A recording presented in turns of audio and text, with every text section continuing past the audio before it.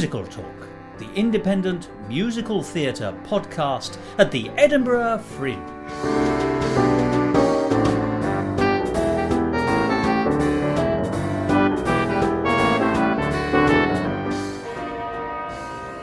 Hello and welcome to Musical Talk. I'm Thos, and that's not short for Thanatos, who, as I'm sure you know, in Greek mythology, is death, the counterpart of life, just one of the many representations of the Grim Reaper in history. Now, you're probably thinking, what's the old man on about? Has he finally lost his old marbles? Or in this case, Elgin marbles? Well, of course no, the answer is not. But today we do have a theme for our programme, and that is death, death, death, death, death, death.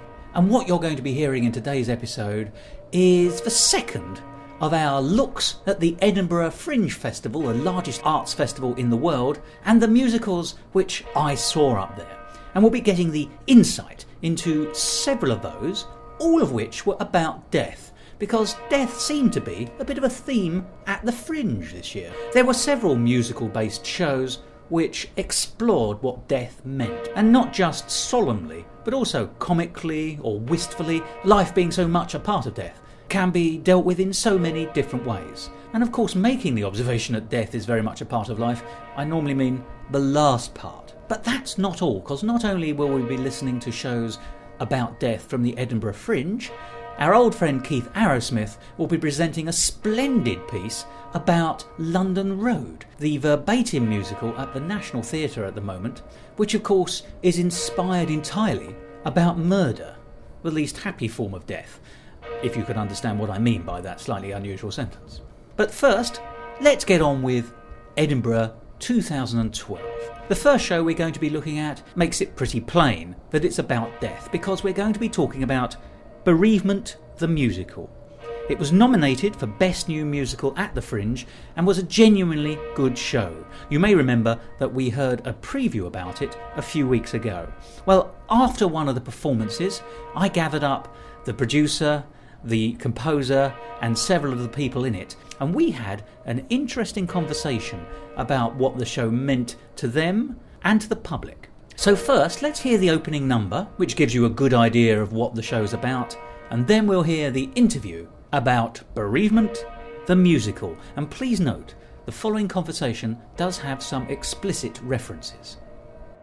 By the way, that bell you can hear ringing in the background, I'm pleased to say, is not the death knell of somebody. It's not a church bell tolling for somebody's death. It is in fact an enormous canary who happens to be sitting in the room in which I'm recording this, banging his head fruitlessly but with a splendid sense of rhythm against a really amazingly large bell. Do you know, I might have to downscale that cage a bit.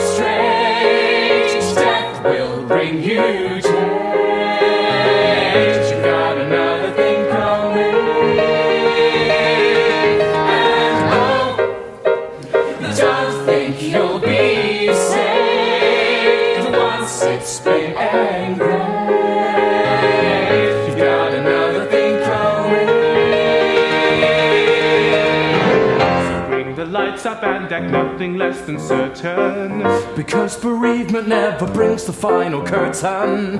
It was easy when we looked for a conclusion. Make it easy, never shatter the illusion. And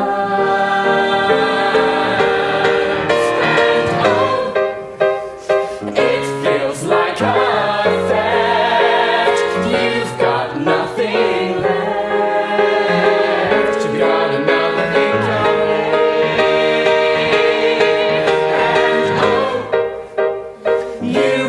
Take your bow, face the music.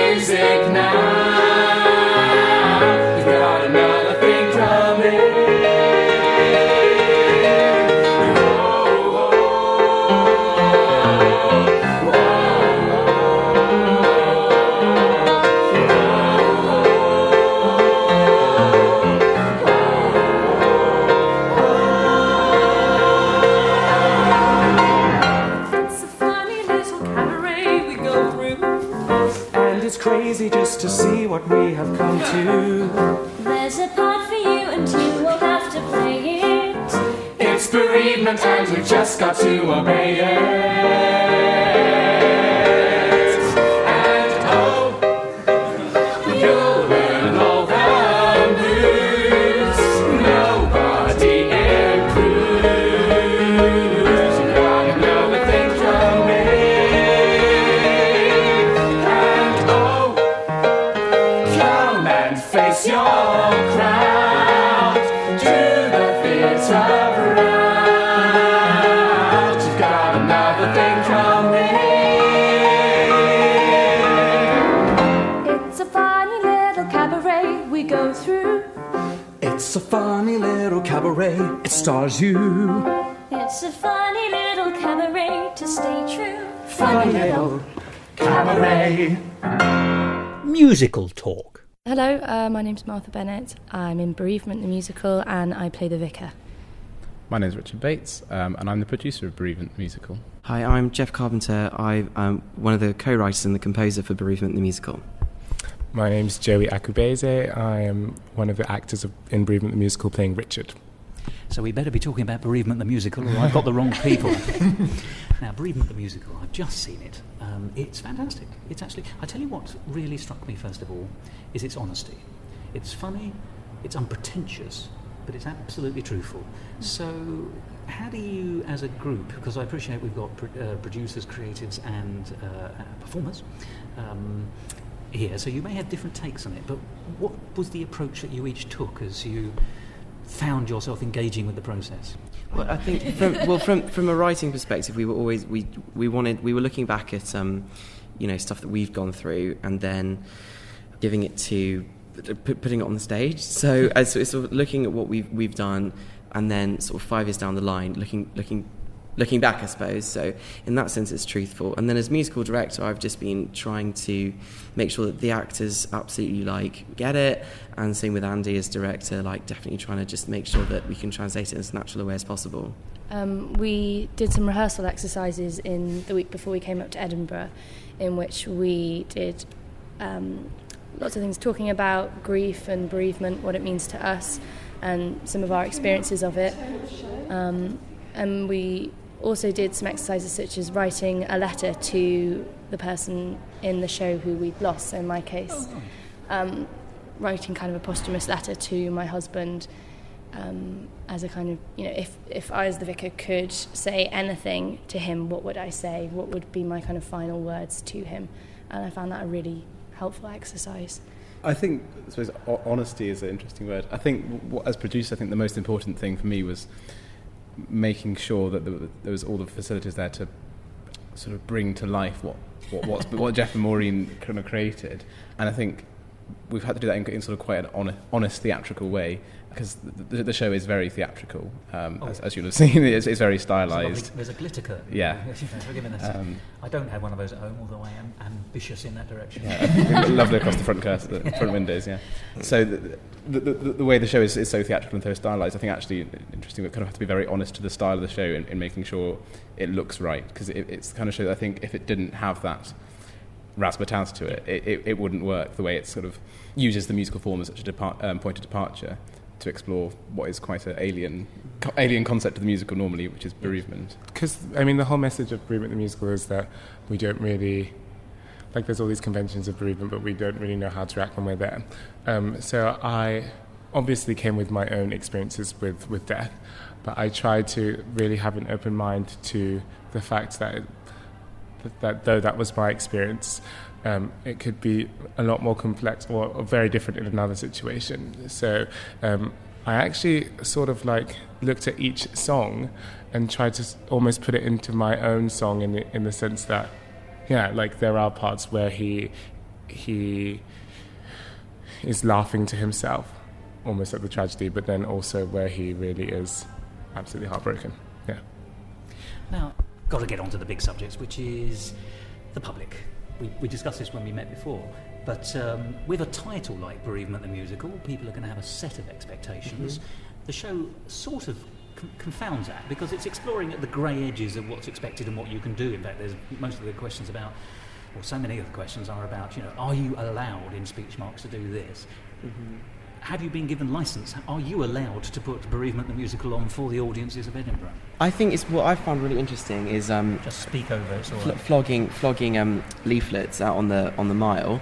Quite a lot of people have really sort of got it, and then quite a lot of people have been like, "Oh, is it very sad?" And then loads of other people have been like, "Oh, that sounds really stupid." So no, everyone feels completely different about it. So everyone comes actually with it with completely different expectations, which I found really interesting.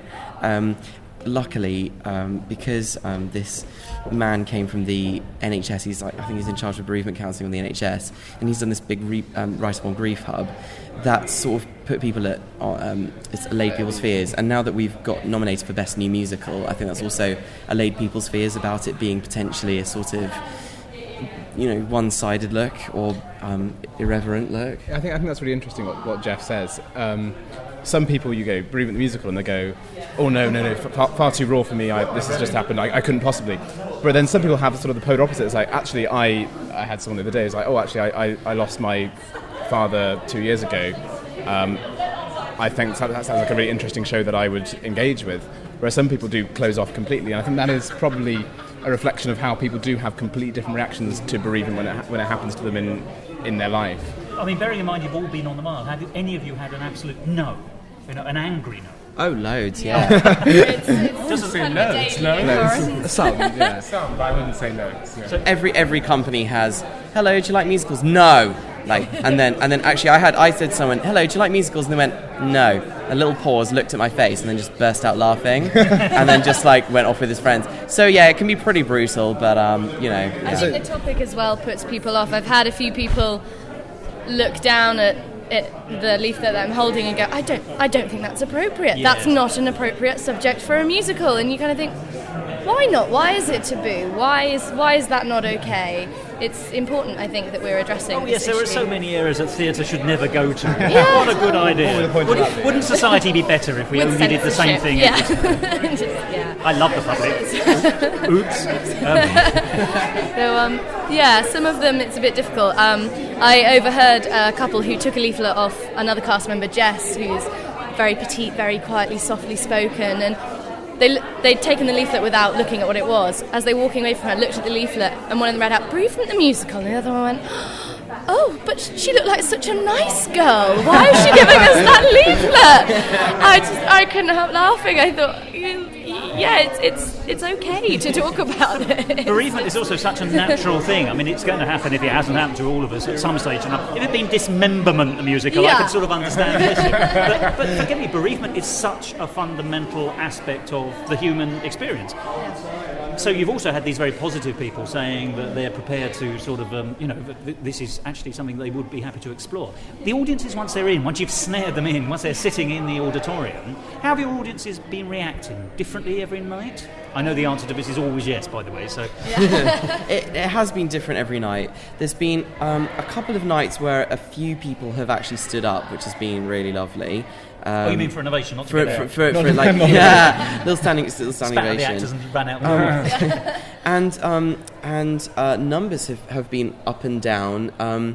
I'd say overall we've been getting a lot more than most Fringe shows, which is really encouraging. It has been. Some nights people really, really go for it, and also the laughs are always in different places, which is interesting. Now that's interesting. Have you had laughs in places where you weren't expecting them? Yes. I see consensus developing.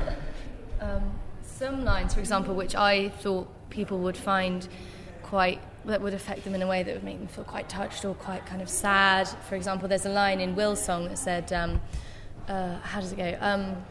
That isn't a fond memory of my mum. Yeah, that isn't a fond memory of my mum who's dead.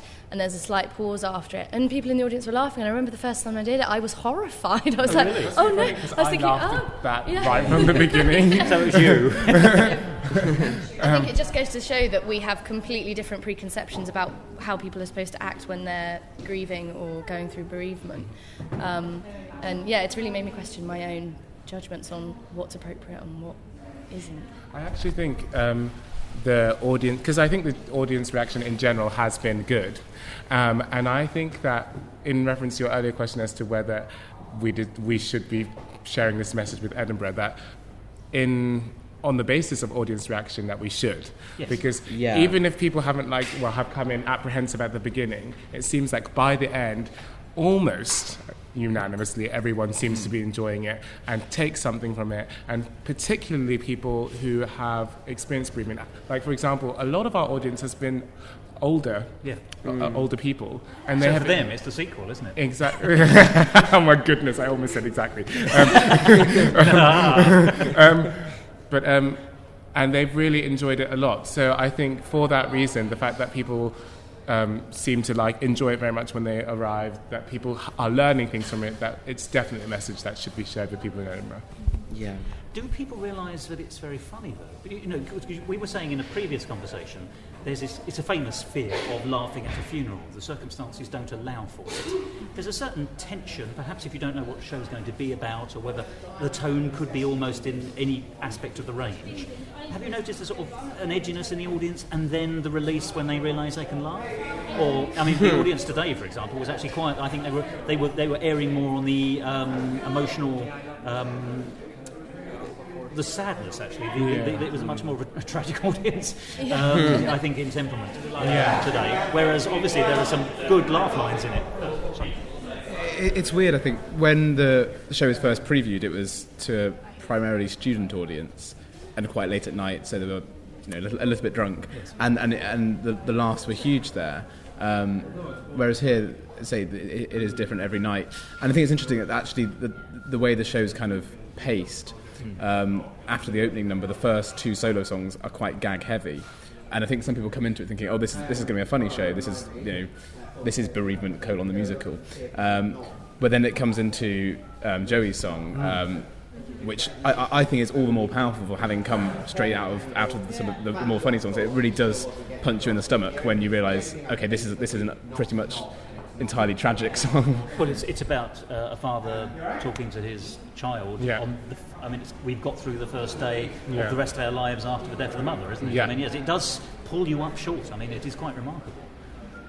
I think with that song, it's interesting because I wouldn't call it that tragic. I think it is moving, but I don't think it's tragic because I think it's about Joey, his character, thinking about what he wants to do. And to be honest, the therapy song and the song about Heather Which Follows, that I'm coming to that in a minute. You can be full on. Well, I think that they are also actually exactly the same. They're the characters thinking about what should I be doing, or I don't need this, or maybe I should just do this. Maybe this is fine. So actually, they're all the same, and it's just kind of coping. They're just different characters going through the same thing. So I think the fact, Joey's song isn't funny, no, but it's not different. It's not like here's the sad one, here's the funny one. To me, I don't see it in that way. I actually think all of the songs are both tragic and hopeful. Because in terms of my song, there are tragic moments. I mean, this is a child that is going to grow up without his biological, his or her. I'm imagining it as a her, so I'm going to say her. All children are it's till they grow up. I live alone, her life without a mother. But then, in some ways, it's also hopeful because, it ends saying we've got through day one. We've done it, the first step has been taken, and we will keep taking the rest of the next steps, and we'll do this. Yeah. So it's interesting. I think the song about therapy is this woman, sort of businesswoman, saying, I don't need therapy, I'm fine. She's trying to prove to herself more than anyone else that she doesn't need anything, which is, And I think that there are that's a comic song, but there are certainly, there are elements of tragedy, how pathetic she is.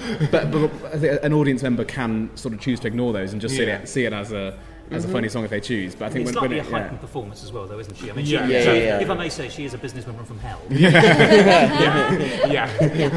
From the city. From the 80s. No, definitely. But if you shuffled your deck of songs differently to the same characters, it would have different effects. Forget it, let's talk about it. There's a teenage boy who's lost, he's 15. He's lost his mother. And his question is it wrong to masturbate? Is it wrong to have a wank? Like, let's bite the bullet, shall we? It's wrong to have a wank when your mum's dead. Absolutely. But of course, it's, how long does grief last for different people? That's the question there. But forgive me, if that had been the question you'd asked, but we've got through the first day of the rest of our lives, your mother's dead to your child, but now I'm off to have a quickie. The tone of that song, I think, would have been twisted for the audience. That's true. Definitely. That's a really good point. But of course, I think, well, hopefully, I mean, if you bring it up, I mean, the fact is that father will actually have to go through that at some point himself. And so will the businesswomen. So it's universal, And I think sex drive is something which is infamously, like, all over the place, and some people it can I'm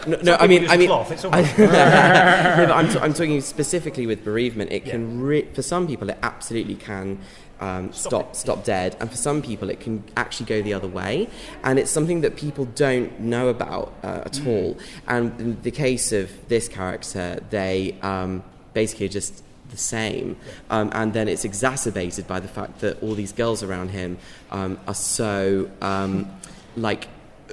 sort of the vulnerable man. The vulnerable man. Oh no! Oh look, it's a poor boy. I need to go and help him. So he actually becomes really attractive because of it. And how guilty must you feel then? Like, my mum's died. I'm now a chick magnet. Like, I mean, that's ridiculous. You imagine how guilty you feel. But these are real things that people have to go through, and it's funny that Joey's song is. Or the vicar's song is like that. I mean, maybe the vicar's going to be meeting new people. I mean, these songs focus on one aspect, and I think luckily, because all the songs are so broad in the spectrum, they all get covered, and you get left with the sense, well, everyone has quite a lot to go through, and what we were hoping for, as I think I said before, is bereavement isn't just the 20-second subplot of a child laying flowers on a grave, because the songs are so broad. The spectrum of songs is so broad that hopefully the audience are left with the sense that not some people's situations of death are tragic, some people's are funny. It's that everyone has a huge amount of different facets that they need to go through when bereavement hits them. Full range, depending on who they are. There's all different aspects of life which are going to be affected, and each of the songs focuses on, one aspect of one character, but actually there's all sorts of stuff going on in the background as well. I was very, very impressed and indeed touched by the song for the vicar, actually, if I may say. The vicar who's lost her husband, and of course is used to having to say the words at funeral and be a figure of support, whether you're religious or not. The words are supposed to, just the intonation of the tradition in some sense can be helpful. But she's in a situation where she's had to bury her husband, and she now has to carry out funerals, and it's whether she can find in herself that ability to continue to give that support. And there's the question about does she or doesn't she believe. I mean, it was all about the fact that she does have the strength of faith in her case to do so, but I thought that was a really interesting facet to explore. Thank you. Yes. Thanks. I think a lot of, again, another thing is not, which is more known about is, the idea that, again, religious beliefs and faith is something which really gets affected massively. And, what an interesting thing to do about a vicar, because, of course, like the line is, I know all about bereavement, I'm there in times of grief. If only I had known I don't know anything, which may be a little strong, but it's the fact that bereavement's actually hit her for the first time in a real powerful way, and she suddenly realises, oh, hang on, what I was saying before, was that even helpful? And the fact... Also, we realised that bereavement in a funny kind of way is her livelihood, it's her life, this is her lifestyle. So if she's not able to carry out this service for other people because of what she's been through, she loses her job, she loses her lifestyle, she loses her social position, potentially her friends. It's all the foundation stones for her, everything isn't it? that is all of her anchors. In effect, she's been cut adrift because if she loses faith, she loses all of these support networks. Because vicars are the public face of death in some sense. It's not a very nice way of describing it, but of course it is. So I think for me it was initially, I'm not religious personally, but I found it quite a difficult concept to get my head around, that someone could lose everything. Absolutely everything, and more than even I can comprehend, because I don't have that religious element to my life as well, from one event, from one person dying. Well, so many people's jobs aren't that, they're fundamental, but they're not so very fundamental. If you're a banker, God bless them, but if you're a banker, then, your life isn't isn't based on the faith system. Yeah. Although I suppose there is Mammon, but that's a different game. That's a different discussion for another year, I think. So forgive me, as producer, has this met your expectations? Are you pleased with it? Say yes, obviously. But forgive me. Is it doing what you want it to do?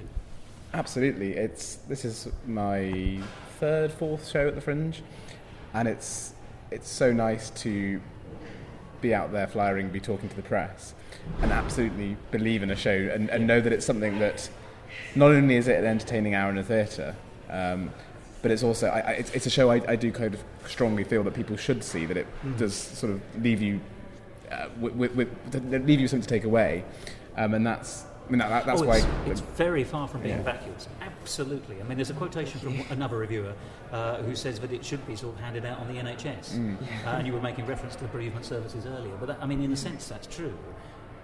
The message is a little bleak at one level, isn't it? Which is actually that we don't know. Even when you've been through it, you don't necessarily learn anything, because it may be different for you another time. Or... That's really about me and Maureen. It's just quite funny, really, that you can literally write a musical about bereavement, having gone through it ourselves. And honestly, if someone came up to me and said, my mum's just died, I would not have a clue. I do not know how to deal with it at all. And I think that is a universally felt thing. And it's also can be quite interesting, I think, for an audience to realise that, I assumed that if you've been bereaved, then you'll know. Or now if you watch this musical, we know now how to deal with bereavement, because people would like it to be like that. They'd like there to be various stages. A backing track for a start. Someone on the piano. Someone to smear the cracks. But I really think people would like it to be a sort of pattern, there to be a sort of time period, there to be various identifiable stages. A manual. Yeah, like stages of grief, and there aren't. They don't exist. So true. And I think that can be really helpful. And of course, the last song is actually, because it's in this sort of, Candronair pastiche, and because they have the glittery hats. By the way, I was getting Jerry Herman hints, I thought, in the last song. Oh, right. I didn't know who that is, I'm afraid. I got a touch of Maine. Oh, right. Do you know who Jerry Herman is? Get it. Okay, all right. I'm so sorry. I should do my research. But hello, Dolly. You're in good company. Oh, right. Okay, sure. Well, definitely. Yes. Of course, I was aiming for that. Yes. No, but that's that sort of vibe. Though I don't know who this guy is, but it's so liberating. Actually, they are all singing it in. It's quite difficult for them to do. They're singing it in a kind of brazenly. What's the word? Brazenly.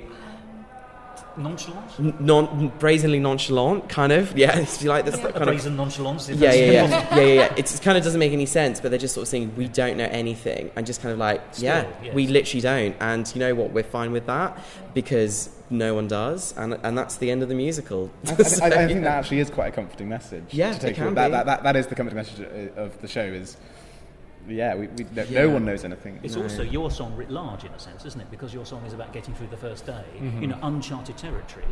Even when you've charted the territory once, the shoals are going to be different the next time. So, and everyone else's experience, they're in a different boat, they're in a different starting place. I'm trying to make this nautical, you understand? But you understand what I'm saying, I hope. Yeah. So it is genuinely different. So experience, bizarrely, it's a universal experience. It gives you no it doesn't give you any guides for anyone else. And maybe that's why it's still a taboo. That's why it's still a taboo, because actually, but it is interesting how much we expect to know. Yeah, there you are.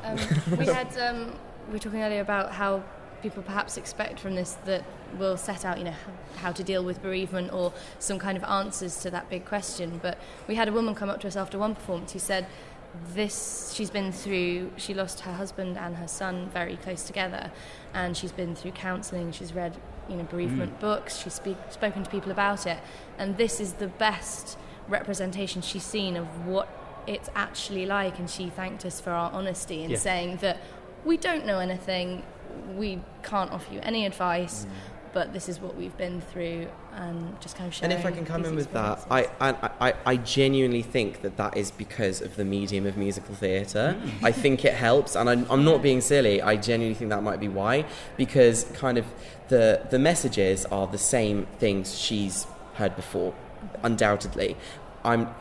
Me and Maureen aren't offering anything that she hasn't heard before and didn't know already. Quite the opposite, in fact. But it's purely because it's staged, because it's sort of the generic insanity of like musical theatre where people are singing a song or burst into song after a little vignette, that it just makes it so much more sense, and this undercurrent of music carries the meaning in such a stronger way. Well, theatre gives you truth, and theatre gives you intimate connection and engagement. But musical theatre also gives you just a little bit of a sweetness to enjoy it with. Yeah, absolutely. Yeah. And with Jess's song, I think that works really well because she's the character who loses all self-esteem and as a result becomes a slut. And wearing J-Lo slut. Wearing the perfume J-Lo slut. Yes, which you really must manufacture because there's a market. Sure. Well, we haven't been sued by her agents yet, but at some point. So she's wearing J-Lo slut, and then she becomes a slut. And that's what it says on the tin. The music underneath is quite dark and broody and mysterious. It or quite. I don't know what the word is, like sad, quite sad. But she's quite angry over the top of it towards the end of the song. And that works really well because it shows the difference between how she feels consciously and maybe subconsciously. And, you can't do that. You can't really do that in straight theatre. And with everything rhyming as well, everything seems to have sort of punch and clarity. It's bizarre, but I think it does get the message across better. Now, I've got a very bad question. It's a very bad question to ask in front of a composer. I'm going to ask you all to pick your favourite song that you're not in. Okay. From the show. Well, let's start with you. My favourite song that I'm not in is probably Will's song, Is It Wrong to Have a Wank When Your Mum's Dead? Initially it was because it was so catchy and I thought it was quite cheeky, but then you kind of see the layers beneath got a bit of a this pull, is it? Yeah. You see beneath those kind of initial layers, and you think, actually, this is a really serious issue that nobody addresses. One of the lines in his song is, all the leaflets yield no aid. Yeah. And I can hear people in the audience going, oh yeah, on that line in particular, and that really sings true for me for whatever reason, that you are restricted in your bereavement to do or not do certain things, and for that reason that song really stands out for me. I think it's great. Producers don't get away from this question, by the way. Well, I'm not in any of the songs, so I can choose any of them.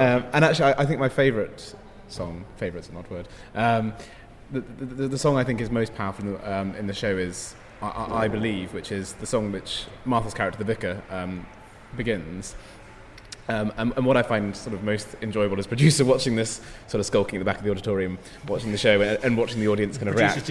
I always skulk, yeah. And, is that it begins in very much the same as the previous 5 songs, which have all been solo songs by one character. It begins with Liz, the vicar, singing a soliloquy, I believe, about her struggle with faith. And then the moment where it flicks over to Jess's character, who enters on the opposite side of the stage and comes in with another line, I believe, and she believes something completely different. And then it all comes in with different characters, all starting saying, I believe, I wish, I know, I think, words like that. And that comes up to the same point we're saying again, how it's all these people who know something, but actually they're all saying completely different things and having different reactions to their grief and how it shows their faith. And actually, I kind of think that song's a bit of an anthem. There's a bit at the end which cuts into sort of a sort of chorale-like a cappella bit, where they where you down hands and everyone sings a madrigal style. Yeah. Yes. And that's all 6 characters. The only time in the show that we have 6-part harmony, they all sing together, and actually, it's almost like all their different bits they've been saying, their different voices come together into kind of one. So I like to think it's kind of a pleading cry to Father God. Yeah.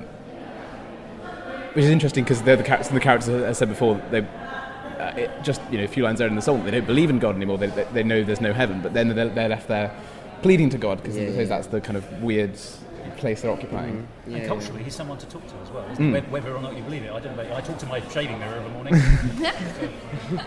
He always answers back with exactly the same words. I'm not asking you. You wrote the songs. I will come back to you in a minute. It's really difficult because I like all of them for different reasons. I don't even know if I have a preference. Is there one that you wish you could have been singing yourself? No. I like my favourite song is We Don't Know Anything, which everyone is in, but I'm also in that, so I don't know if I can choose that. Well, it's a chorus number. Chorus number, only because I feel like that I feel like that's such an important message. The idea that nobody knows what bereavement is like or what it should be like, and therefore we shouldn't have any expectations of other people going through it, and when we're going through it we shouldn't have any expectations that might make it unnecessarily difficult, but just go with it. I think that's such an important message, because I think of myself when I've lost people close to me, that was an unnecessary burden that I just didn't even think of until actually this musical. Yeah. Making people think. Yeah. Great. Do you have a favourite song, or is that a very unfair question? Do you love all your babies equally? Yeah, I think it's funny because actually it's like very much a musical, and so I do think that, I would like everyone to see all the songs, and that's why I'm not, doing it as like a concert or whatever. Like, it's supposed to be in order, and it's supposed to be with these scenes and everything. But the first song I ever wrote was She's Not Always on My Mind, and it's still the one. Even though it's sung as a solo after a sort of bit of dialogue, it's still the one which is the most generic, and it is also another really important message that because you do get these things on TV and everywhere, kind of like, she's always on my mind, everywhere I go she's there, and like, and actually people aren't like that. Even and when you're buying the milk. Yeah, right, and you do get like really guilty if you don't think about them. But everyone's different, and the person who's died is different. There are some people who find, they get obsessed with the fact that, a friend at school who they don't really know, their mum's died, and then they become really obsessed with it, even though it's not even close to them, and they're always on their mind. And it might not, right, and then it might not even be the other way around. So there's all different. So I think that's really good. And also it's interesting, like, it's similarly with, you can come back to Will's song, Is It Wrong to Have a Wank When Your Mum's Dead? Well, it's still the same idea. Is she always on your mind? Should she always be on your mind? Or is it okay to have fun? Is it okay to watch cartoons? Is it okay to, enjoy sex, etc.? Or should you be like this sort of grief machine? No, everyone's different, that's the answer.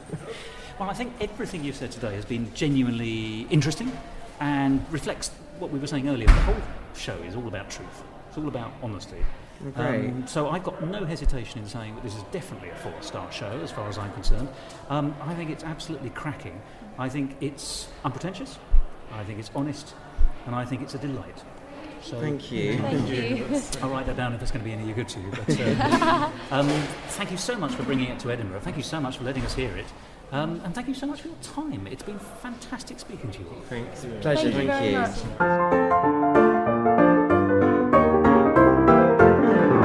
Musical talk. Well, that was Bereavement the Musical. Very much a 4-star show, unpretentious, honest and a delight, as I said. And I also recorded on Twitter that it was touching, funny and feeling cabaret based on the exploration of death and those left behind.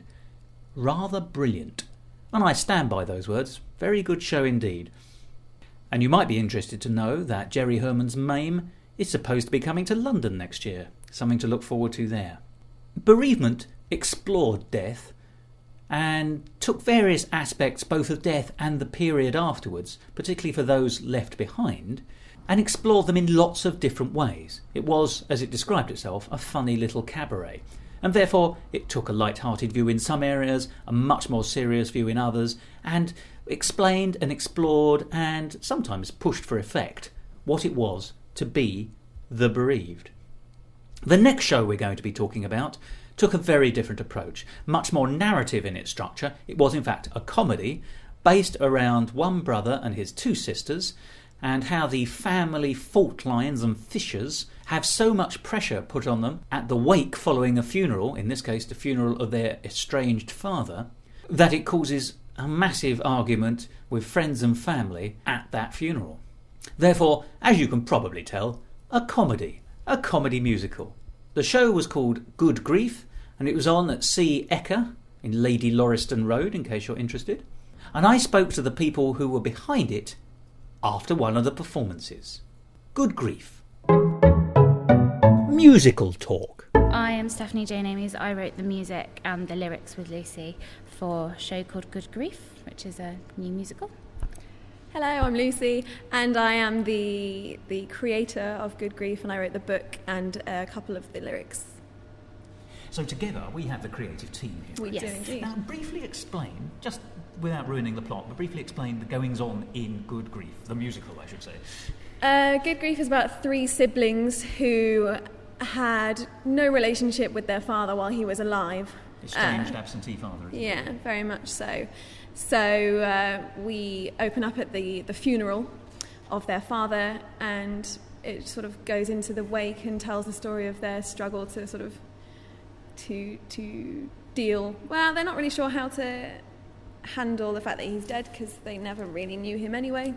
So they allow their own personal dramas to kind of get in the way and take over the day rather than thinking about the gravity of the situation, really. So presumably it's like weddings, funerals are one of those places where families meet whether they want to or not. Yeah. And it's very difficult to keep down that bubbling resentment that we all have. It's a very dysfunctional so, family. and indeed resentment is where it starts, isn't it? The boy of the siblings opens with a song about how does one react to an absentee father who walks out on the family when you're only 8. And it sort of takes it from there. Everyone's got their problems, and those problems really drive the plot, don't they? They're splendid. Yeah. So how did you get the idea for Good Grief? I hope not from life. My parents came to see the previews of the show before we left Southampton, and leaving the show they did notice a few a few little things that are reflective of our family get-togethers. So it is more about family fissures, shall we say, than an actual bereavement that I very experienced. much so. So in a way, that's just that's almost a format in which you can explore the weak points of any family relationship. Exactly. And thence lies a tale. So so you had this idea for when did it germinate? Just after Edinburgh last All right, what did you bring up to Edinburgh last year then? Let's start the whole story. Last year was the first show we came up with from Southampton University, and it was the first show that our musical theatre group decided to bring up.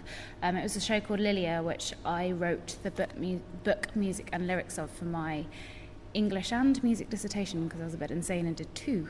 And so I wrote that as my dissertation, and it was never meant to be a Fringe show originally. I just written it, and someone suggested I take it to Fringe, and I did. And it did quite well in terms of the MTM company nominated it for Best Music and Best New Musical last year, and that's where that started. Lucy was the psychologist in my show. It was a show about a rare psychological disorder. A bit dark. Not sure it went down massively well at the Fringe, but some people liked it, so that was a good thing.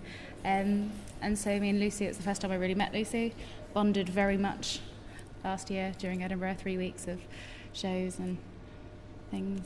So, you drank the atmosphere. We drank the atmosphere and more. And you drank the drink. Yes, Yeah. The thing about Edinburgh, I don't know about you, but I find it sort of intoxicating. I can't get enough of it. I only come up for a week or just a bit over every year. I see about 60 shows in 8 days. It's a big sponge, just absorb everything. And it's just the best time of the year. So presumably you thought, well, this is good, I'll have another go at that. So you immediately decided that you wanted to do another show. Pretty much the day we left, or if not before, we're coming post back Edinburgh next year. Blues struck pretty hard. Yeah. And did you have the idea then, just that you wanted to do a show, or did the germination, or did the seed already occur? Bits of ideas I'd already had. Like I've always written things, but I'd never thought about writing a script before in my life. But having directed, I directed Peter Shaffer's Black Comedy at university last year, and I loved the kind of structure that it's a very short play. It's 1 hour 15 minutes, and it's all just one setting over the space of it is 1 hour and 15 minutes of the characters' lives, and I kind of loved that intimacy. Being able to work with actors that are really like characters. Everybody's got a great character, so I wanted to go down that route, and it was just sort of finding the right theme, the right kind of way to do that. And I think. So when did it really start to sort of coagulate? Would you say when did you think you started to get a product which a sort of first draft or a workshop? I'm interested in the time scale between initiation and actually putting it on stage, because it frightens me sometimes when people say, "Oh yes, we didn't have anything in the bag until halfway through July, and here we are." It was all starting to be dreamed up, and I wrote some bits of script and asked Steph, like, these are the bits I've written, and having seen your work, I think we could really do something quite fun together and it could be great. So have a look at these, see what you come up with, have a tinkle on the piano. But I was leaving for Mexico. I've been living in Mexico for the last year. Good grief. Yes, indeed. In late September. So we kind of had one session, I think, one night where we actually sat down together. Piano, the rest was done over Skype. Yeah. Well, the internet's a marvellous thing, isn't it? Yeah, thank goodness for Skype. This musical was written over Skype. Well, Skype's your limit, isn't it? But, oh, God. Thank you. Yeah, it's going to be a long interview. So, obviously it was developing. When would you say that you sort of had your good-ish final draft? December, January. Oh, right. Oh, that's quite good, actually. Yeah. Beginning of the year. We cast it In December. We had first round of auditions before Christmas, and we had second round of auditions after Christmas. So we had enough of it to obviously, because for callbacks we wanted them to do scenes and songs from the show. I think we must have had most of it by then. I think we had pretty much all of it, and what was written from then on, or at least with the script, what was written from then on was quite specifically about who was cast. Also influenced a lot of the writing from then. So the solos we've written, we rewrote a scene and a song about 3 weeks ago, not very long ago. Yeah. Oh, but that always happens as you get closer. Yeah. You suddenly Once we realise, realise, that's not working. So when we put it together with the band, we were like, this isn't working. We need to rewrite this from shit. scratch. So how did the score come to be? In what sense, sorry? Well, maybe a better question would be, how would you describe the score? Because it's very harmonic, isn't it? It's there's a song. The songs quite often end with some very good harmonies. I'm a singer, and I'm not a great pianist. I play piano. I used to be a very good pianist, but then I studied voice, so my piano skills sort of went downhill. So my focus in writing has always been on the voice. Because I very much write. The process when I write is very much simultaneous. I will sit down at a piano and music and lyrics pretty much happen simultaneously. It's a very natural process for me. I don't think about anything I do, it just sort of happens. And you can tell when I sit down and deliberately write a song because it's usually awful.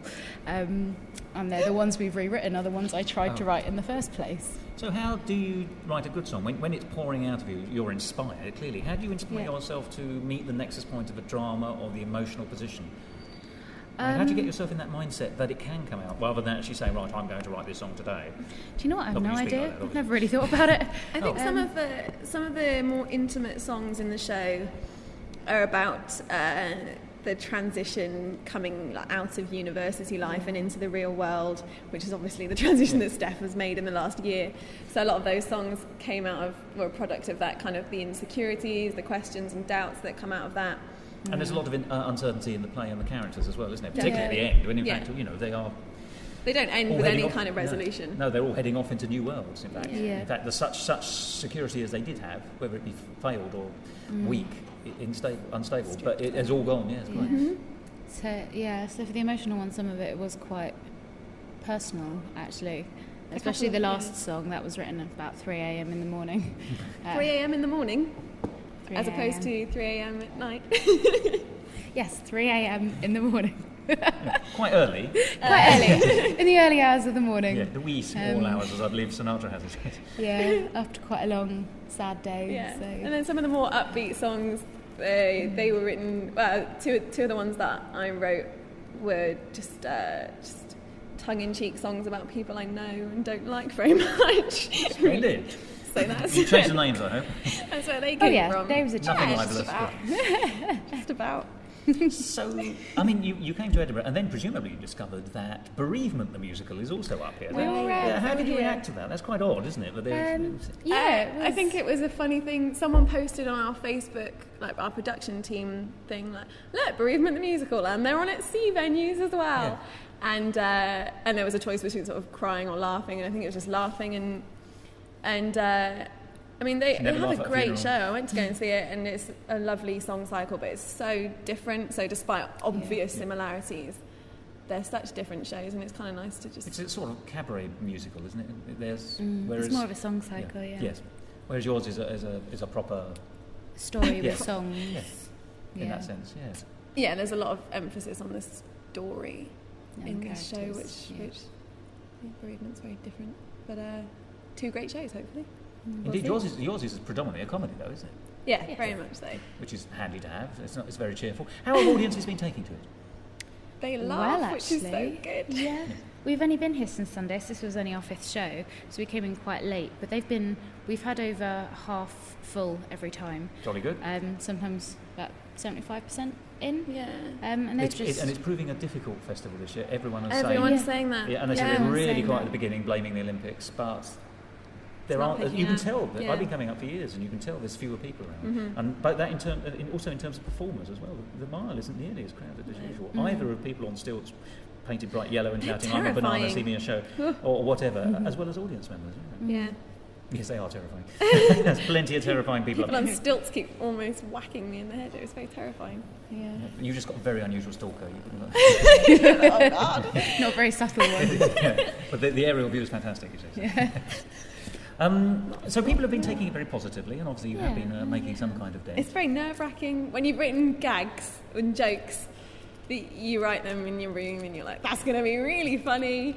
And then during rehearsals, the directors weren't really laughing. And I thought, oh, God, I'm the only person who thinks this is funny. But then the audience laughs when you finally open up on the preview. And I just sat there like, yes, they're laughing. Actually This is so funny. good. And You it's know, just you've nice. hit the mark on that. Yeah, it's point. nice to hear people enjoy themselves when they watch it. That's excellent. So I have to ask this: is it likely to go anywhere else, or is it dead and buried? Who knows? I don't know. Have you a website so people can hear more about it, either for you or your company? We have a blog at the moment. We're not very technically gifted, but we have a blog that is goodgrief.tumblr.com or something. It's on Tumblr and it's called Good Grief the Musical. So people can find it if they search for Just it. Google us. Yes. Good Grief the Musical and you'll find us, no problems. But yeah, I don't know where it'll go. We'll see how people receive it. If anyone wants to pick it up and develop it and work with us, that'd be lovely. But you never know. You never know. You absolutely never know. And we'll probably collaborate again in the And future. that was my next question: is there likely to be a show for next year? We started talking about it yesterday. So before the train back, good. Yeah. We're even living on top of each other. We're in the living room on a sofa bed. Yeah. That is It's traditional, just- I believe. Yes, it is. The rotor of the bathroom. Yes, everybody knows. The most painful sofa beds I think I've ever slept on. Wood jutting out into our backs every night. Yeah. Well, if you're awake, you might as well be at 3 o'clock in the morning. You might as well, Might as well be start talking about new writing. shows. Yes, Yeah. absolutely. So how can people see Good Grief? They can come along to CECA. This is what I'm supposed to be saying. Okay, CECA, indeed. The Edinburgh College of Arts at 12:15 p.m. every day other than the 20th. And To the bitter end? Yep, to the 27th. Oh, you are. Till the 27th. Yeah, Stay we'll in be power till the here. good. Close to the With end. smiley faces. And then will you have a celebratory wake after it's all over? You With know, Pringles and chicken legs? Probably. More wine than Pringles. Yeah. There'll be a lot of wine. There'll be a lot of wine. But no hash cookies. No hash cookies. No hash cookies. No, cookies maybe. Cookies. But minus the hash. Well, I'm glad we cleared that up for the authorities. So, I should just reference that isn't just a random statement, that is something from the play, isn't it? Yes, has our head in yes, our it hand. is. Thank you, Yes, thank yes, you. yes. Your witness, Your Honour. So, well, thank you very much for agreeing to Thank talk to you me. so I wish you much. great success with Good Grief. Thank Highly you very enjoyable much. show. Cheers. And Thank you very I look much. forward to your next presentation. Thanks very much. Thank you. Yeah.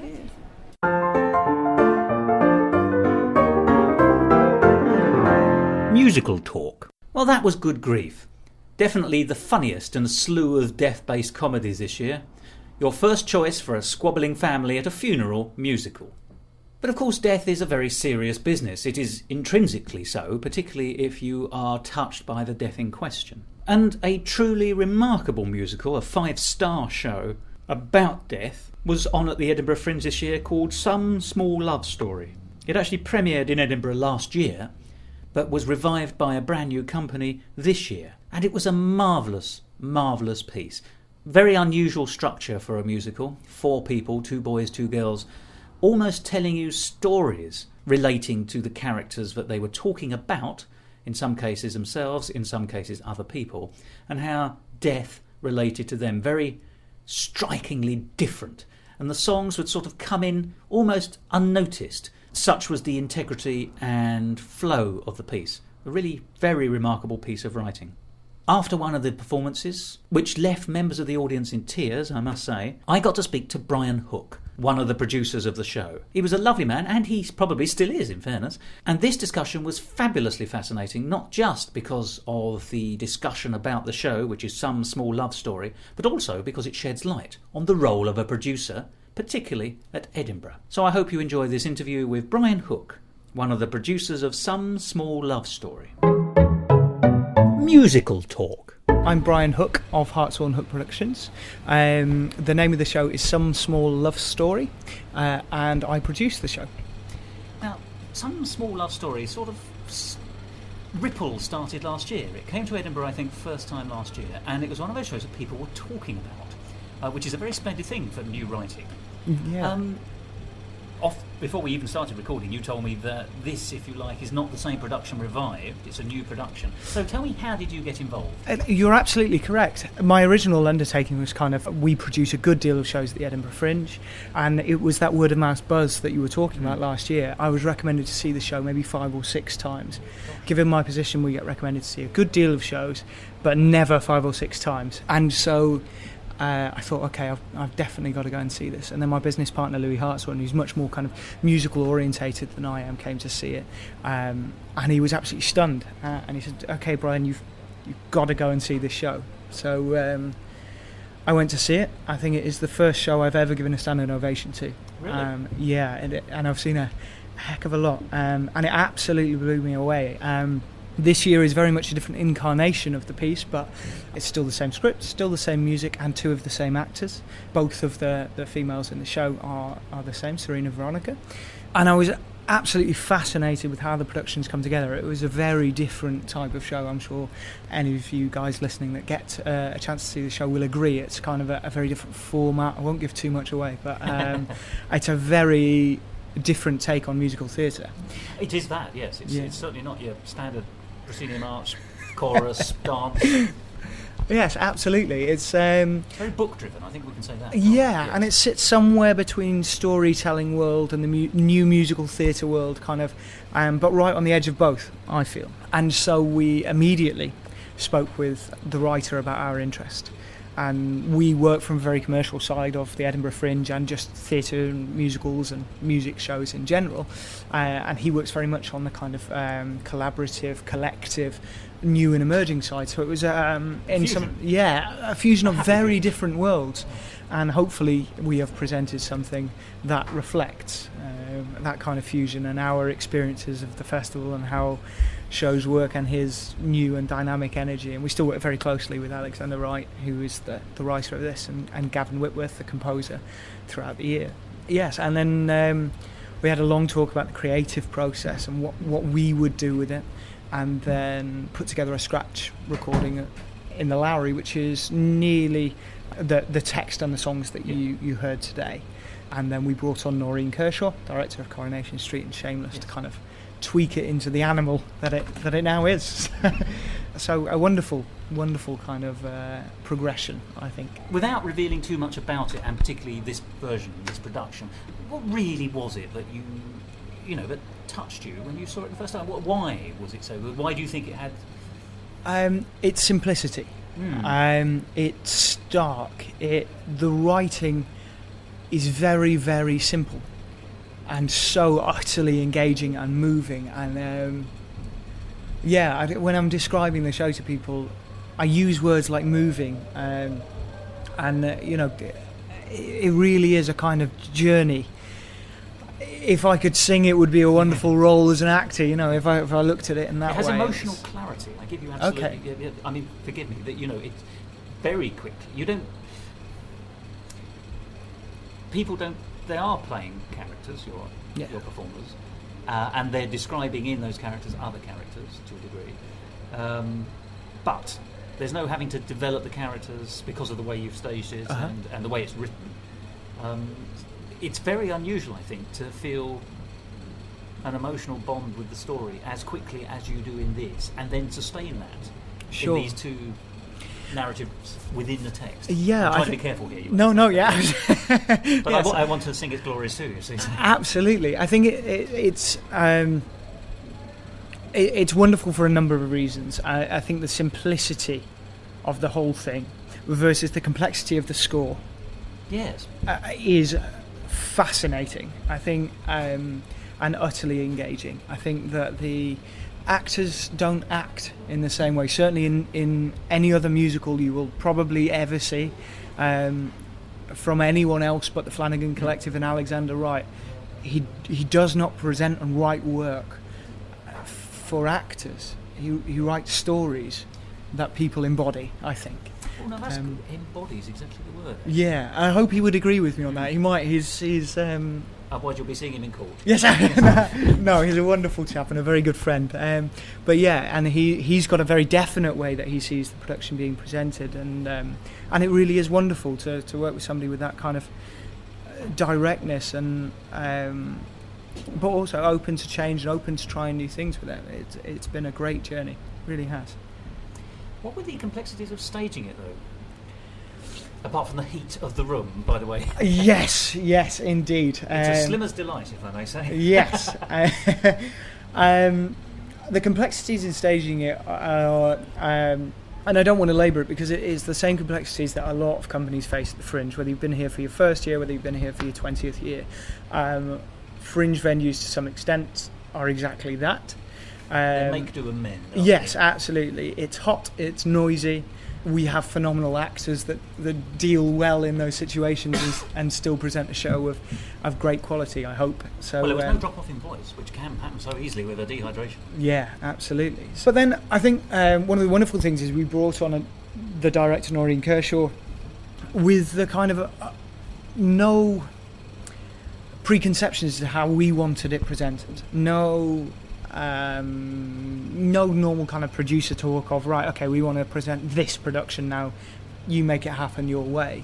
It was very much an open book. We trusted her with the piece, she trusted us to allow her to present the work, and she'd spoken a couple of times to the writer but never met the writer prior to they'd spoken on the phone but never met them prior to presenting the work in Edinburgh, and they clicked, and they really understood the simplicity straight away. Noreen was all about the simplicity of the work and the text, and getting that the real fluidity between text and song. So at no point do you feel like you're watching one or the other. Oh, yeah, it is. It's almost in and out of the conversation, isn't it? Yeah, absolutely. It reminded me a little bit of Jean-Michel Legrand, The Umbrellas of Cherbourg, that kind of conversation underscore. It just feeds into one. So it's, in fact, it's almost like verbatim. I mean, it isn't verbatim theatre, but it's got that sense of you're listening to a dialogue first, and it just happens to have songs which are integral to it without being songs. Yeah, almost. I love the word interwoven for it. Shall we say that? Yeah, absolutely. Yeah. Yes, and that is credit to everyone. I think with a piece as simple as this, if you change one element at all, the whole show changes, and I'm sure you could see that. So if you change one actor, the whole show changes. If you change the pianist, Joe Griffiths is a wonderful pianist who completely got it from day one. He just understood what his role was, and is much of an actor in the part as any of the performers, to my mind, anyway. And well, it has to be a symbiosis, an empathy between all the performers in whatever role they've got within it. Yeah, and absolutely. And I think here more than almost anywhere, in fact. Yeah, exactly what I was going to say. He kind of, in a piece like this that is so simple and so complex at the very same time, there is no room for a weak link, and there's no room for anything other than delivering on that level. And they've done from day one. We've never had an off night. They've been just delivering that same integrity from day one. So I couldn't be happier with the cast, the creative team, the writers, the composers. It has been a wonderful, wonderful show to work on. And the audiences have been responding positively. I mean, they were this evening, the performance I've seen. Yeah, very typical audience this evening. The laughter and the tears so close together makes me feel like we nailed it. Well, it has recognition all the way through it. Even if you haven't lived the circumstances in which the characters have, you know someone who has, or you have enough empathy in your soul to know if it hasn't happened to you yet, there's a good chance that that particular situation is going to perhaps happen. Absolutely. At some stage or another, which is it's also a memento mori, if I Yeah. get too sort of poncy about it. No, please do. I love it. Poncy and I are good. Excellent. And I think there is in the same sense of if it hasn't happened to you yet, you can empathise. I think one of the wonderful things in the script that from the second I heard it in the first performance I watched it got me is that one of the stories is set a year in the future. They haven't even met yet. New Year's Eve 2014, and certainly throughout the years that will change, so it is concurrently a year in the future. And so any empathy, all of the empathy you have is for a story that hasn't yet begun. And for me that makes it 10 times more emotional, because at the end you're left watching them walk out and go into this story, whether that's the actors or whether that's the humans, because they're very close together in this. Also, by having it's clever you do that, because it immediately, not that I think, as I say, I think you engage with it so quickly anyway as an audience member, as an audient, but when somebody says to you, we met a year and a half in advance or whatever, you suddenly hang on a minute, that's not, if you're only listening with 50% of your brain, which you shouldn't be, but even if you are, you suddenly realise that's not right. Yes. And suddenly you draw the attention in just by wrong-footing people. Yeah, in the best possible kind of intellectual way as well. Absolutely. And I think the entire creation, what's very important is the entire creation of the piece, from its original conception and definitely in this process as well, has been a collaboration. The actors have had just as much input to the piece as anybody else, as the director, as the writer. Although they're very much their own roles, they make it the show, and certainly the original cast, just have as much credit as these guys do presenting the work, and that's very important. But your current cast is fabulous. Yes, they are wonderful, aren't they? And again, two of them are the same. Veronica and Serena have been with us from day one, been with the show since its inception, and hopefully they're still just as close to it, if not closer now. But this is one of those circumstances where day one is in fact in the past rather than New Year's Eve, or possibly in the week known as Malcolm. Yes, indeed. Funny enough, just between you and me, that's the second show I've seen today that's made reference to that awkward period between Christmas and New Year. Really? Yes. Fantastic. It is quite an awkward period. It is. Yes. Yeah. Although I wouldn't wish it away for anyone. No. So you've come to Edinburgh with the show. Yeah, I think the Fringe embodies and really promotes this kind of work, this word of mouth, this you have to come and see this because it's of such integrity. And hopefully I'm not blowing my own trumpet there, because it certainly, as a producer, it is not my work, it's those guys that have created something wonderful, and I just happen to have my name on the door for this production, I truly believe it is a wonderful show. Now tell me a bit about the company, and do you have a website, either the show or your company? We certainly do. No. Yeah, absolutely. So we are Hartshorn Hook Productions. We've been at the festival now for 5 years in this capacity. We've produced coming up to 50 shows at the Edinburgh Festival. And you're still smiling. Yes, still smiling. Still here. I'm going to pay you the compliment saying you're still young and you've got your hair. So excellent. How. Yes. No one realises I'm only 13. A very long paper round.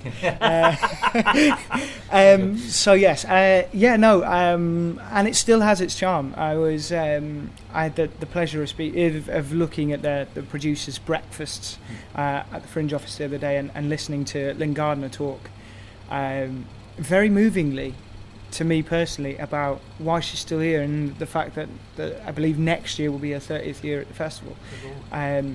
Supporting and writing and developing, really in the mix of it. Absolutely incredible. It really made me. I had to come up afterwards and share my kind of sympathy and respect to that. And they're really, people like that are just amazing to watch from my point of view. We've done 5 years and it feels like a lifetime up here. I'm sure we'll do 5 more. We're a commercial theatrical production company throughout the year. This isn't the only thing we do at the festival. We kind of work. And you don't just do musicals either, do you? No, we do all sorts of stuff. We've done.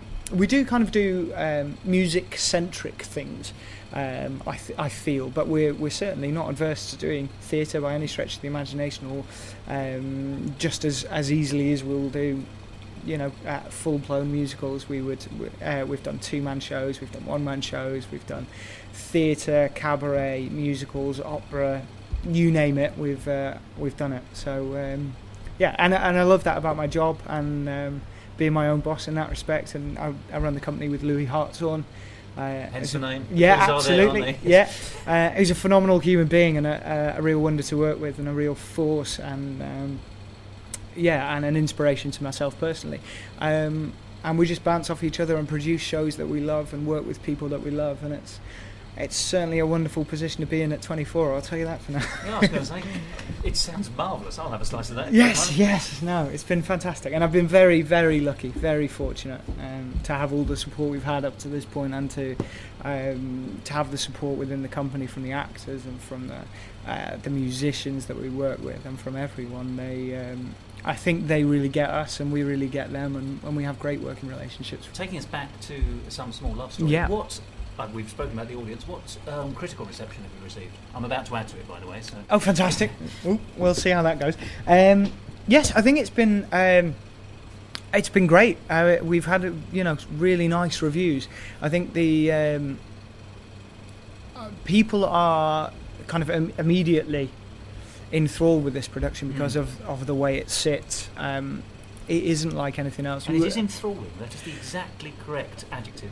Yes, I do think it is. The reviews have been very kind to the production, and and rightly so. Yeah, absolutely, and they've picked out on the things that are unique about the show and that are wonderful about the cast and the score and the director and the pianist and the whole thing.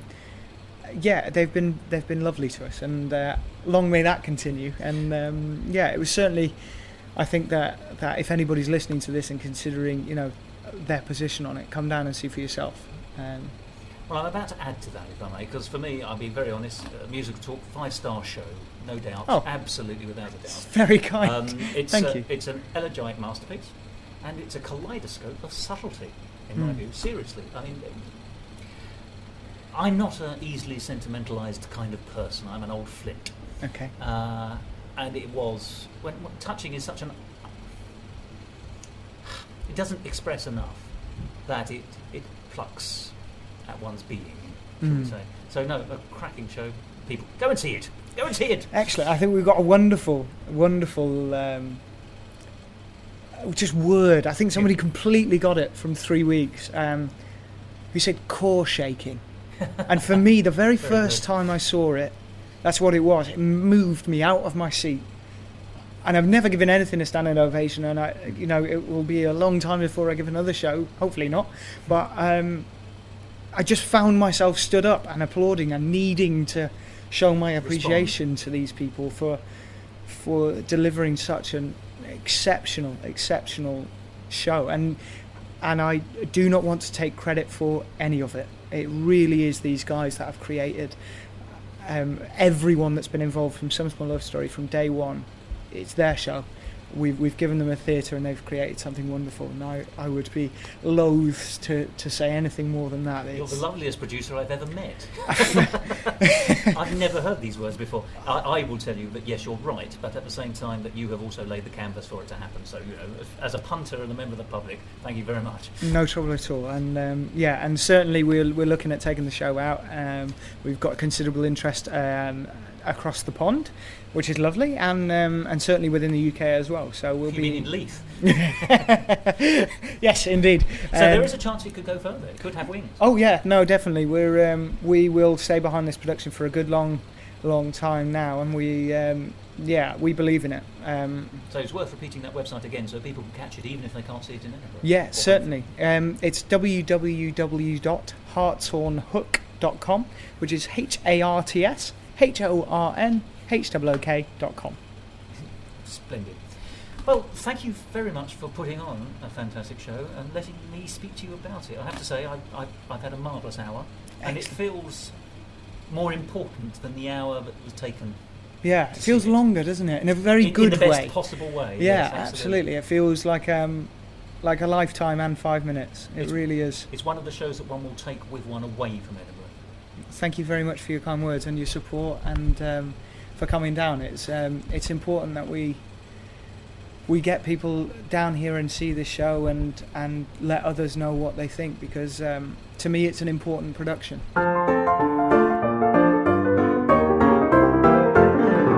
Musical talk. Well, that was Brian Hook, the producer of Some Small Love Story, and he was so nice to me and so interesting, so I hope you got a lot out of that discussion, as indeed I did at the time. Some Small Love Story is really just a marvellous show. Another 5-star show available at the Edinburgh Fringe. If you get the chance to see it, do so. It was an elegiac masterpiece with a kaleidoscope of subtlety, as I stated in that interview. And online, on Twitter, at Musical Talk Thos, if you want to follow me, I also stated that it was an intricate, elegiac delight, haunting, intimate and touching, and yet, by illuminating truths, it was monumental. Yes, it was very odd. A small show, a modest show, turned out to touch something absolutely fundamental about what it is to be human. A rare masterpiece. Well, that concludes our look back at Death's representation at the Edinburgh Fringe this year. Of course, the Grim Reaper does turn up briefly in various other shows. I mean, many characters in musicals die. In our pick of the Fringe, Newland, many members of the cast are dispatched, one or two in truly horrible ways. And in next week's episode, I'll be talking about a very modern version of Handel's opera Julius Caesar in Egypt, played like a carry-on film. And of course, being an opera, it doesn't end happily for everybody, particularly for Ptolemy, one of the kings of Egypt. And of course, in real life, death is never ceasing. On the day I'm recording this, the news has been announced of the death of Max Bygraves at 89. Max Bygraves, important in this country, is a very famous singer, but he was also one of the last people to have really made his name in music hall and variety before television took over. So he's one of the last of his kind. And of course, in terms of musical theatre, we've also lost, on the very same day, Hal David, the lyricist who worked so often with Burt Bacharach and was responsible for the Broadway musical of 1968, Promises, Promises, which of course was revived only recently. And so we have him to thank for that show, and of course its never ever failing perennial song, I'll Never Fall in Love Again. So regrettably, the work of the Grim Reaper is never finished. However, sometimes he's given a helping hand.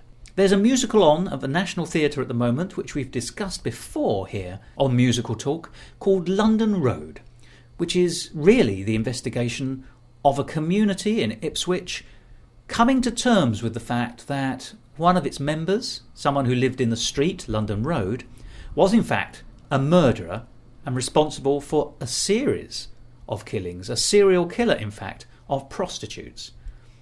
And so there can be no show more steeped in death than one that comes from a serial murderer and a series of unnatural deaths. So let's hear from Keith Arrowsmith about the remarkable London Road. And we start first with a song from the score. Obviously a lot of people going out for the weekend. They're going to be a bit worried. So we're handing out personal alarms to other sort of ladies out shopping today. So that's why we're here. Everyone is very, very nervous. Obviously a lot of people going out for the weekend. They're going to be a bit worried. So we're handing out personal alarms to other sort of ladies out shopping today. So that's why we're here. Everyone is very, very nervous. Obviously a lot of people going out for the weekend. They're going to be a bit worried. So we're handing out personal alarms to other sort of ladies out shopping today. So that's why we're here. Everyone is very, very Everyone's very, very nervous. And they had every right to be back in December 2006, when the residents of Ipswich, a small town in rural Suffolk, faced a murderer at large. 5 bodies of female sex workers had been found, and the police were closing in on their killer. This musical, created by Alecky Blythe and Adam Cork, doesn't attempt to address these terrible events head-on. Rather, it takes up the story of some of the people who are caught up in the tragedy. No brutal stabbings on stage, no whodunit revelations, no courtroom confessions. Instead, we see the way the local community, and to a lesser extent the press and the police, who deal with a situation of national importance on their doorstep. Why very, very nervous? Well, when I had the pleasure of meeting Aliki a few weeks ago, she explained to me that every word, hesitation and deviation used in the musical is taken directly from her taped interviews. This gives the piece an openness, an honesty, that makes its subject matter more approachable. It's easier for an audience to share the doubt, the frustrations, the growing community spirit when the characters, Ron and Rosemary, Julie, Alfie, Helen and Gordon, Jan and Tim, Dodge, Terry and June, all express themselves in a seemingly unpolished way. By turning the audience's gaze away from the murders, we never hear from the convicted murderer, Steve Wright, or the victims' families. The piece becomes something that we can all relate to. We could all be living next door to a criminal. We could all be moments away from disaster. But somehow we cope. And the residents of London Road found their way of coping with the police roadblocks and the media intrusion through their neighbourhood watch scheme and their London Road in Bloom competition. It's a show with no obvious love interest, and it doesn't focus on any villain. The residents are appalled by the murders, but they also like a good moan about the lack of response to their earlier complaints about curb crawling and the intrusion of the press. The verbatim technique is not an obvious choice for musicals, but somehow, wonderfully, Adam Cork has found a way of shaping the text and the rhythm of speech to create a soundscape that frames and captures the material in a complex way. Of course, everyday speech doesn't rhyme, and it doesn't fall into consistent metre, but the tone, the mood, the situation allows the music to take shape, often with many voices joining and repeating a phrase to bring a powerful or poignant moment to the fore. Here's a moment from the start of the musical when Ron, played by Nick Holder, sets the scene. Good evening, welcome. Good evening, welcome. Good evening, welcome. Good evening, welcome, welcome, welcome. Good evening, welcome. Good evening, welcome, welcome. Good evening. This really is our first AGM. This really is our first AGM. This really is our first AGM. After we reconstituted in 2006, and then all the awful events happened and we became stronger and stronger. So after our reconstitution, we made a lot of progress in regenerating the streets. We've put new signs up, thanks to Ken. Good evening, welcome.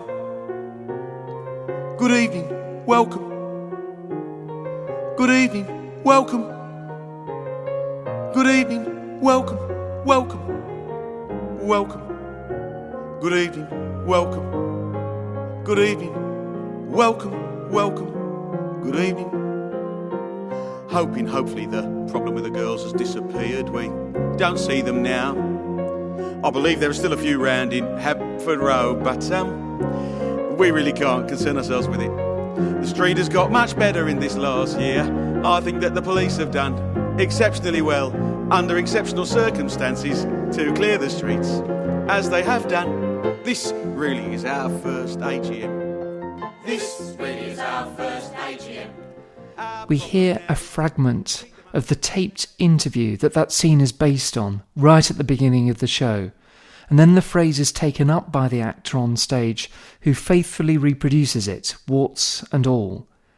The cast of 11 had access to the edited tapes of the interviews to make sure they mastered each inflection, each stumble, each hesitation. And having been brought up a few miles away from London Road, I can pay tribute to the cast and their dialect coach, who capture the range of Suffolk accents in a very natural way, despite the fact that they're often singing in 10 parts harmony. So, it's a show about a town most people won't know, about events that we would prefer to forget, that uses a form that could be difficult to handle. How come it's one of the best theatrical events that I've seen? Well, it's a National Theatre production. I first saw it during its first run in the smallest of the National Theatre spaces, the Cottesloe. The NT is a subsidised theatre, so it can afford to take some of these risks. It has access to public money, to sponsorship, and to charitable supporters. The National Theatre uses those resources to allow creative teams time to explore their ideas, often in workshops, and also to allow longer rehearsal periods to develop pieces using a world-class cast and crew. The NT's brought back the production to its largest space, the 1,160-seater Olivia Theatre, and I'm pleased to say I was able to get back to see it in that space, and that the audience was packed. It was standing room only. The vast majority of the original team are reunited, and other than a little extra set and the use of a stage revolve to help with the scene changes, it's exactly the same show.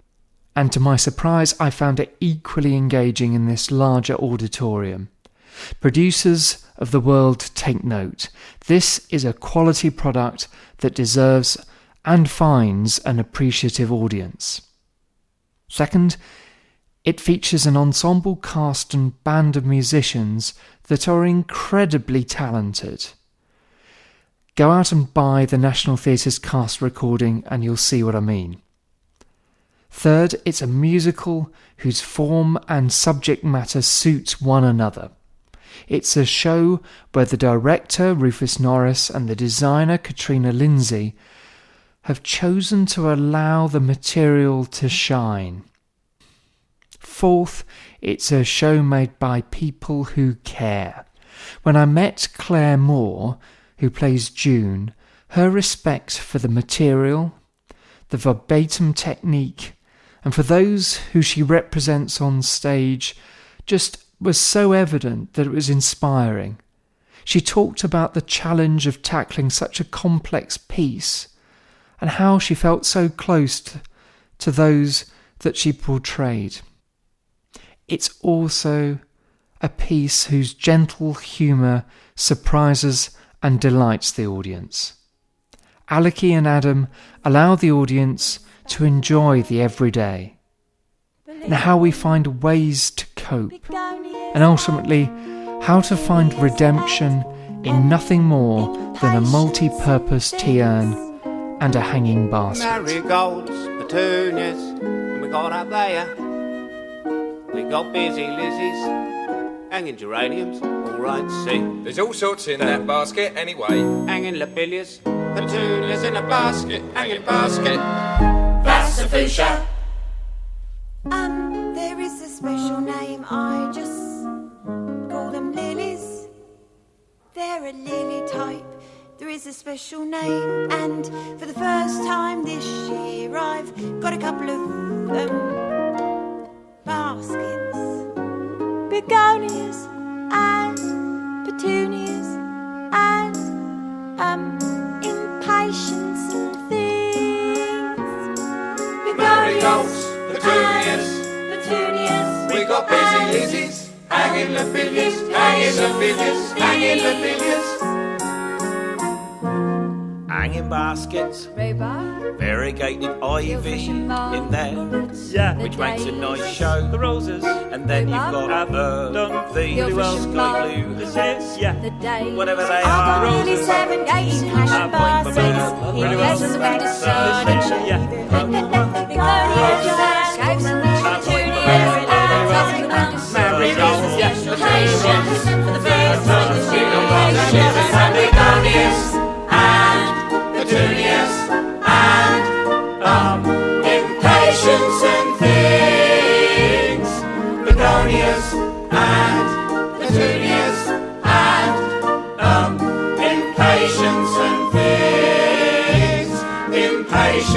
and things, impatience and things, impatience.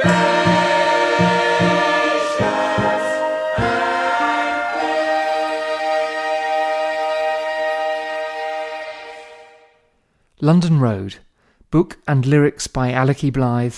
Music and lyrics by Adam Cork. Extracts from the cast recording used with permission. At the National Theatre's Olivia Theatre until later this month.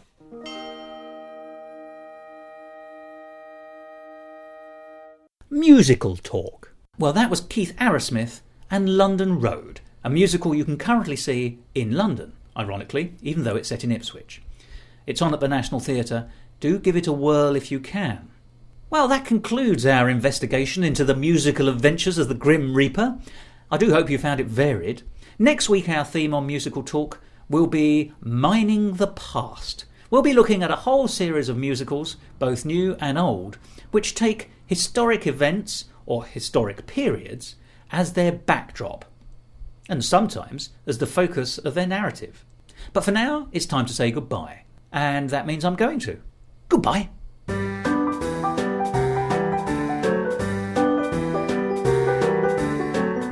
This episode of Musical Talk, presented by Thos Ribbits and Keith Arrowsmith, and edited by Thos Ribbits. Copyright Musical Talk 2012, except for the music, where the copyright remains with the creators.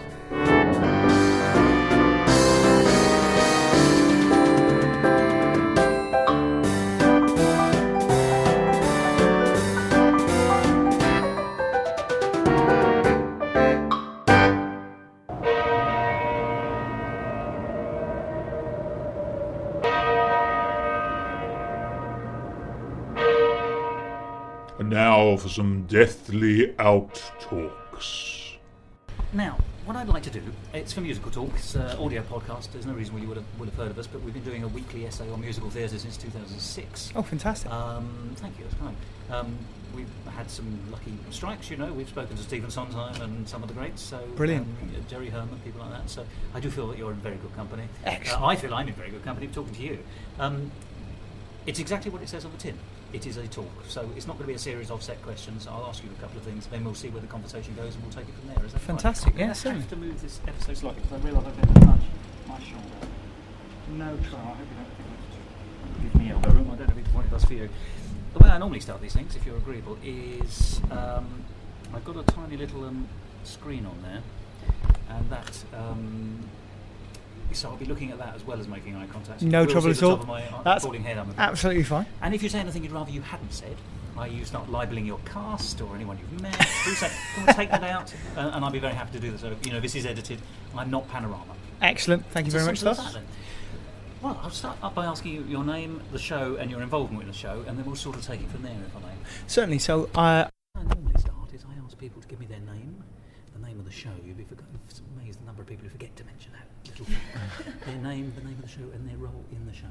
Is that all right? So I'm going to start from my left and just work round, and then we'll take a conversation. And I will be doing a lot of this. I also do a lot of horrible things when I'm not looking in your eyes to speak, because I've got a little screen here, but that does mean you get to see the top of my bald head in all its in its fantastic glory. It's hot and sweaty and red at the moment, so I'm very much like a tomato on a stick. But I'm not pointing in this. You can take it in turns. And I will cut out gaps so you all sound fluid and marvellous. Okay. Sorry. I want to make a joke about a coffin, but there we are.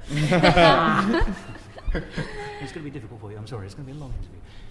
Kind of thing. It's really quite complex, and there's lots of things which most people do not think about. You might have to wait to finish that. Hold that sentence. Okay. Please make your way to +2. The houses are open for this evening's performance of Street Choirs. Please make your way to +2. Thank you. It's all going to get very noisy again, and it's all going to get very quiet again. So. Okay, right. Sorry, could you that sentence again? I forgot what I said. Basically, that. Thanks. I think a lot of. I mean, again, another thing is not, which is more known about is the idea that faith, religious convictions really. Hold on, it's the voice of God. I'm no fool. She's a good woman. Please take your seats in +2. Thank you. Right. Yes. No. What Yes. I normally start by asking people to give me their name, the name of the show, and their involvement in the show. Okay. Obviously, that sort of squares it, and then we just take it from there. If, when we're recording, you say something that you rather you hadn't said, so you suddenly realise you've libelled all your friends, or you've offended a very important sponsor, or all of these things can happen. Say, can we take that sentence out? Don't worry, I will be glad to edit that out. This is not an expose. Thanks. I'm not from Panorama. And I can ask you just to get a little bit closer, just because to slightly make you. Well, you're still working together, so I hope in a positive way. So that's positive, isn't it? That's very good. And forgive me because I've got a little measure engage on here. I won't always be making eye contact, so you will see the top of my ball. Absolutely fine. Sorry, periodically. So we'll just start from there, if I may. Name, show, involvement, same again, and then we'll sort of take it from there. Yep. It reminds me in that sense of Jean-Michel Legrand. Will you forgive me a second? Is there any chance we could hold up on the music? Sorry. Thank you very much. That's all good. I might say that sentence again if that's okay. Yeah, very typical performance. Very typical. Try that one again. A tickleable performance. Yes, absolutely. No, not quite. Absolutely. A very kind of. I've lost track entirely of what I was going to say. You can lose that bit. Well, I was talking about memento mori and that sense of if it hasn't happened to you yet. Yes, yeah, absolutely. And how can people see it? And let's get the logistics out of the way. How can people see it? Where is it? Oh, fantastic! Yeah, no trouble. The plug. Yes. Excellent. Yeah, no, we're very good at plugs. Was that all right for you both? Brilliant. Thank you very much. Thank you very much indeed.